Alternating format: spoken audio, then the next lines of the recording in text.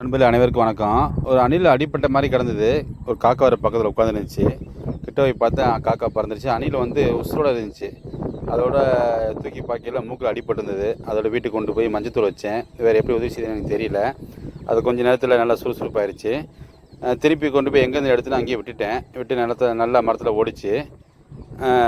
திரும்ப போய் பார்த்தா அந்த அணிலை காணோம். கொஞ்சம் நேரம் கழிச்சு பார்த்தா அணிலை காணோம். ஆனால் அந்த அணில் வந்து அடிக்கடி சோர்வான மாதிரி 5 நிமிஷத்துக்கு ஒரு சோர்வான மாதிரி வீட்டில் இருந்துச்சு. நிறையா பதிவு பண்ண முடியல என்னால். ஒரு நிமிஷம் 2 நிமிஷம் நல்லா இருக்கும், மறுபடியும் சோர்ந்துடும். அதே மாதிரி அடிக்கடி அந்த மாதிரி இருந்துச்சு. எனக்கு எப்படி முதலுதவி பண்ணுறதுன்னு தெரியல. அதனால் என்னால் முடிஞ்ச உதவி செஞ்சு மரத்தில் விட்டேன்.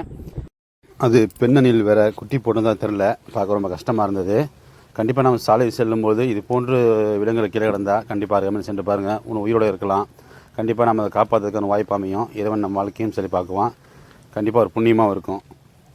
வணக்கம் நண்பர்களே.